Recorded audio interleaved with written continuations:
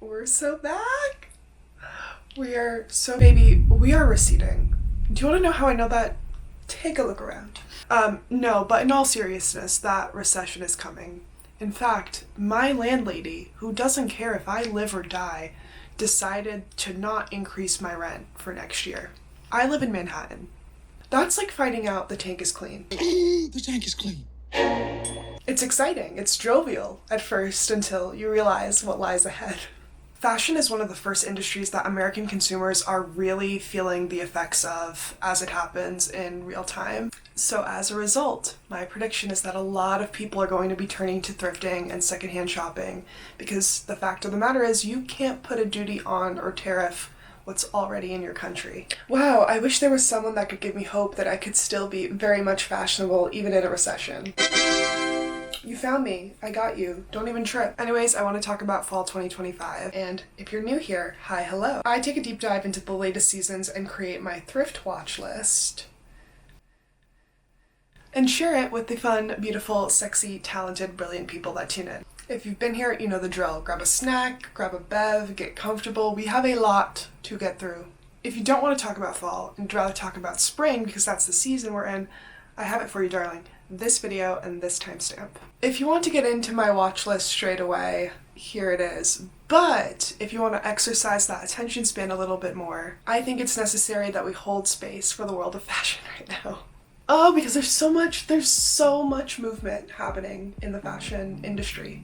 Donatella Versace announced her departure as creative director for the house her and her brothers, Gianni and Santo, built. It's been incredible to see her carry out the legacy of her brother for the past 2 decades. And come to think of it, I only know a Donatella-led House of Versace. She never meant to become a designer, had no formal training, and took over the company very swiftly after her brother, Gianni Versace, had been murdered in July of 1997. Her profound contributions to fashion are one thing. I mean, she's given us countless iconic moments. But what really sticks with me is how she utilized her platform to continue the marathon with female empowerment within the fashion landscape. And what do I mean by that? I mean, even to this day, a lot of the financiers and business backing leading these houses are ran by men. Very large, very powerful holding groups and firms ran by men. Historically, these houses as a business model were used to showcase designs using women as shiny objects just made to sell clothes. When I think of Donatella, I think of ownership. As she took over the brand, she understood that each person, women especially, took part in the ownership of high fashion just as much as the financiers and the businessmen. She empowered her seamstresses, her tailors, her models, her talent partners, and all the customers of Versace, regardless of who they are, to know that they held their own power within the fashion ecosystem. I'm really excited to learn that she is staying on as an ambassador and a partner to the brand and the house, but also equally excited to see the new era of Versace. What does that look like? And all the new talent that she's bringing on. Jonathan Anderson is out at Loewe after long time speculation. He led an incredible stride for the Spanish house, and I'm excited for his new chapter. I'm equally excited about his future collaborations in film. He was a first-time costume designer in Luca Guadagnino's Challengers, and the two have continued their partnership in Luca's latest film, Queer. I think they both really understand and explore that clothes are just clothes until you give them a multifaceted character, a setting, a soundtrack, a story. And then the clothes transcend their physical nature, and that's when true aesthetics and true moments are made. What I mean by that is it can be Uniqlo clothing or it can be Uniqlo. I think they make a great team. A big reset is happening at Gucci with Demna at its helm. A lot of people have opinions on this. I personally am unfamiliar with Demna's game because I haven't done my due diligence to research and really understand his design ethos, but I am really curious to see the difference between Demna's Balenciaga and Demna's Gucci. This is older news, but one of my favorites, if not my favorite, Mathieu Blazy, is out at Bottega Veneta and in at Chanel, and I am so pleased to announce that I am finally over my stage of grief. One being, I'm happy to see Bottega Veneta in the hands of Louis Trotter, and two, I can't describe the joy I feel knowing that the Chanel partnerships are about to be revived. I can imagine we'll be getting the craftsmanship, legacy nostalgia, and fun experimental elements back at Chanel with Blazy leading the charge. I could cry tears of joy thinking about it. Okay, let's get to why everyone's here, the fall 2025 watch list. Right off the bat, let's start with the most obvious and the most opulent. This was the season of the shoulder, the season of the high shoulder, the season of the drop shoulder. I was not expecting nearly every house to be on the same wavelength of extravagant silhouetting and shoulder emphasis. I'm not exaggerating. Let's name them off. Issey Miyake, Elisab, Alexander McQueen, Schiaparelli, Givenchy, Balmain, Loewe, Acne Studios, Stella McCartney, Alaïa, Dior, Versace, Missoni, Prada, Max Mara, Saint Laurent, Polo Ralph Lauren, Prince Schuler, and many more.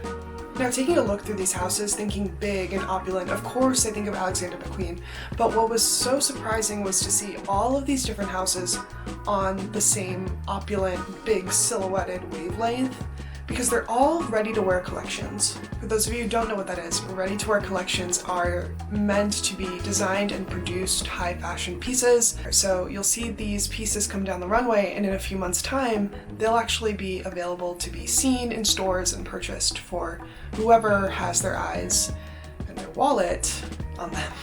I'm surprised because this theme of extravagance and opulence in the ready-to-wear collections, I would have assumed some of these looks seem more exclusive and made to order. Because if it's not ready-to-wear, chances are it's a one of one or one of few or custom made to order. Also, are these collections just, notes on a conditional form? Maybe a sign of the times? Like, I know the core clientele of these fashion houses are largely unaffected by the economic pressures felt by the middle class. But I feel like right now, in this economy, in the global times, it's really hard to feel extravagant and opulent right now. But hey, maybe not. Maybe come September, tariffs will be a thing of the past, and the climate will be saved, and we can go out in the middle of September. We can wear and layer our heavy knits and leathers and fun jackets without a single problem or a single bead of sweat. But back to these shows, man, I saw silhouettes that were, ranging from Grace Jones-esque to Roblox.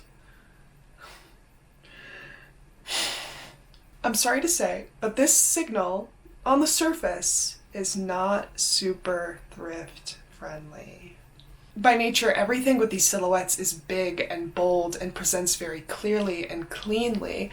A lot of these looks are being led by just one piece of clothing. Thrifting pieces that resemble these over-the-top silhouettes will not be accessible or easy. This is as big as my shoulders are getting this season. This is Jacquemus Fall Winter 2020. I bought this secondhand on The RealReal. And feel free to tear me up and jump me in the comments. I'm well aware. She's talking about a recession, but she's up here wearing fucking Jacquemus. You know what? Yes, ma'am. That is what happens when you are your only responsibility and you're young and also stupid. Come on. Question, tell me what you think about me. I want my own diamonds and I want my own. Come on now. No, but really, I've had my eye on this specific piece since I watched that show 5 years ago. That's the one with the Gigi Hadid hair flip, in case that conjures up a memory. I saw this sweater listed on The RealReal for a price that could have only been a mistake. So thank you to the person who fell asleep on the job. To me, in the fast fashion cycle we live in today, if there is a piece of clothing, not a trend, not a micro trend, not a piece of clothing that I am still thinking about 5 years removed. Amigas, em feito em Portugal, com 100% lã merino. It's worth it for me. But please don't let big silhouetting discourage you. As you thrift for the fall season, really think about the presence and the silhouette up here, right? So it's like, especially with the shoulders and the neck and the arms. Think oversized and layering. That could look like a powerful oversized blazer with shoulder pads, a shawl that drapes over the shoulders, big sleeves, or adding elements of faux fur for dimension and drama. I saw this incredible throwback video that ended up on my For You page of a student meeting Andre Leon Talley, which is so fitting for this year's Met Gala. Coach, stand up, come Hi. in. Stand up, darling. First of all, you're very fashionable, I think. Thank Come over you. here, let me see, please. Yes, you're ahead of the curve. Oh, darling, you are way ahead of the curve. Oh, you are way ahead of the curve. You want to know why? Thank you. You got flat shoes on, thank God. Yes, I'm not so Moccasins. much into the heels. Oh, and the belted mohair coat and the whole thing. You are way ahead of. I wish people dressed like that in Hollywood. Thank you. You look wonderful. I love your look. Thank It's you. very sophisticated American, very society lady of America. Oh, thank you. Thank you. You're doing it.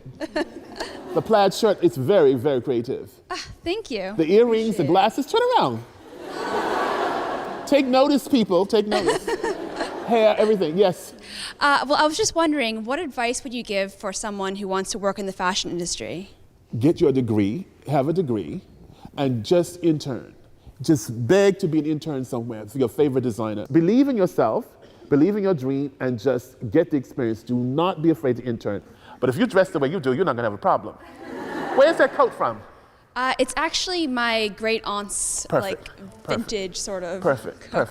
You're perfect, darling. I'd say you're the best dressed person in the room. There are a lot of best dressed people here. Well, thank you very much. You're welcome. And it was just such a beautiful reminder that we can all, play with silhouette and make it our own.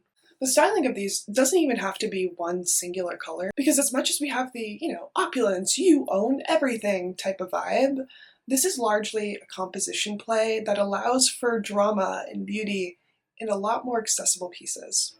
Which leads into my favorite signal from this season, which is haphazard layering. Missoni did this really perfectly in my opinion. Issey Miyake, Isabelle Marant, and Tom Brown. I've tried experimenting with my clothes in like a haphazard kind of way. I think there are a few people in this world who can just pull pieces and throw an outfit like this together. For the rest of us, I think that comes more with dressing and undressing and layering things and pulling things back and doing it all over again. Experimenting. Isabelle Marant was also a standout in this category for me. Like, it's just so fun. There's something so open and freeing about this kind of punk rock romantic expression. My personal style isn't this cool, but still there is something so captivating and inspiring about it. Polo Ralph Lauren did not do a show, rather a showcase that was just exquisite. I think they took on this idea of haphazard layering with such style and elegance. If you ask the first house I'm reaching for inspiration as I get dressed up this fall, I'm going to say Polo Ralph Lauren. I think we should all be afraid when the day comes when Polo Ralph Lauren and Amy Leondor collaborate, because I do believe it will be a landmark event in the history of menswear. Moving on, fur was also very present on the runway for this fall. Groundbreaking. Fur also presented in this very opulent and dramatic manner, and that's all the time I'll be spending on fur. You know what is exciting? Sexy sheerness and lace. Just look how gorgeous Miss Alex Consani is for McQueen. Actually, never mind. I can't show this entire fit on YouTube, but yeah, there's an elegance of sheerness, especially with darker colors. Even if you don't prefer to show off a ton of skin, I saw even the most subtle ways in, like lace hosiery or a lacy collar. Speaking of subtlety, Chloe, with this very beautiful white lace top and these tailored pants, subtle, chic, gorgeous. Balmain had a very similar outfit from spring 2025. I talked about it in my Ditching Trends video. There's just something to be said with a statement top and an elegant, tailored pant. Classic. And now, the standout color of the season, in my humble opinion. Everyone give it up for Deep Rich Red, which I actually think is Sexy Red's rich auntie on her daddy's side. I'll shut up. I'll shut up and stop playing. Everybody had something to say about red this season. In that same opulent, monochromatic manner, Blue Marine is a standout in this category for me. McQueen as well. I was blown away by the craftsmanship. It feels like fashion from another world. And also, in the same vein, like the Hunger Games fashion in 2025, the richness from these red hues also showed up in more ready-to-wear looking outfits too, like Ferragamo, for example, which also had a gorgeous rose petal runway. Okay, I could dedicate an hour to the show of the season for me, in my humble opinion. I'm gonna give it a Schiaparelli, yes. Did the show feature a neutral color palette? Yes. But the setup, the lighting, the sound, the styling, I need to know how the team saddled up and pulled this off, because it's almost as if the direction was, how can we tailor each aspect of this show to make each of these women look like they're the one? That is incredibly hard to do on the runway. But they gave each garment and each model their own moment. So they did women so right, especially Black women. Can we cut to commercial break? Static camera 4, straight down the middle. This is a war. Catch this girl in the bronze. This is Ashol K. Full shearling. This is Sean. Wide shot for detail, please. This is a juice. She's heavily belted. This is Ashol A. I need focus on accessories here, camera 5. Tight shot on Rejoice. I have no notes. You know what is something I historically haven't talked about when I just do my synthesis of all these fashion shows? The beauty. AKA the hair and glam. I'm gonna give it to Givenchy. Yes, welcome back, Sarah Burton. For me, seeing these women of all ages, slightly barefaced with natural hair, was a breath of fresh air I needed. When I was little, my mom took a lot of intentional time doing my hair because I had very curly hair as a kid. My pattern now is like half wavy, half curly. This is just like a really humidity blowout situation. It's here, we're rocking it. Nonetheless, I'm inspired to wear my hair natural and go back to like my high school makeup routine. But yes, this is what I have for fall 2025. Thank you so much for watching. I hope you have a wonderful week ahead. I don't have any quote or anything captivating to end this on. Bring it. So I think I'm gonna give a recommendation. Let me do a book rec. What am I reading right now? I found this really old book of Tennessee Williams plays, so that's what I've been reading. Funny enough, my favorite actress, Viola Davis, said that Tennessee Williams writes for fragile white women, and yep, she was right. Can't confirm. Actually, you know what? Pause. Wait a minute. My book recommendation is actually going to be Finding Me. Viola Davis shares her beautiful journey in the spirit of her own strength in this amazing memoir. If you love rooting for the underdog, if you love performing arts, if you love a damn good story, that is my recommendation. In my Ditching Trends video, I ironically called out the one trending shoe that would actually make me cave, and I got it. These were impossible to get because they do not sell these in the United States. This is not even about the tariffs. We don't even put these on the boat. You have to come to Japan and get them. Oh, I can't take myself serious. I can't even. Also, shout out to Proenza Schuler because I can actually recreate these looks. I have a similar jacket, yep, same pleated skirt, yep. I just gotta figure out like the headscarf, the headscarf balaclava situation, beret. There's a beret in there too, I think. Do you guys hear that? Someone's got a new puppy, and I love new puppies, but girl, we can't. Is it a puppy or is it a rooster? Even this one, like, yes, I have similar pants. Yes, I have a similar sweater and the black glove. Do I do a look of the season? That's so hard. It's hard to pick just one. If we're talking like casual and ready to wear, I think I'd probably choose this look from Johnny? Let me know how you say it. It's professional print mixing at its finest. She's got on what I assume is like a mustard yellow vest over a tight animal print turtleneck. She's got on like an oversized half tweed, half leather overcoat with a matching patterned skirt pant. And then the bag she has matches her turtleneck. Yeah, everything I just said there leaves only confusion to the imagination, but if you've seen it in real life, you see that it's a work of art. So yeah, it's captivating and subtle at the same time. If we're talking more like elevated couture-esque, I'm giving it to Schiaparelli, of course. This liquid white gold moment for this dress, it was everything. It's what dreams are made of.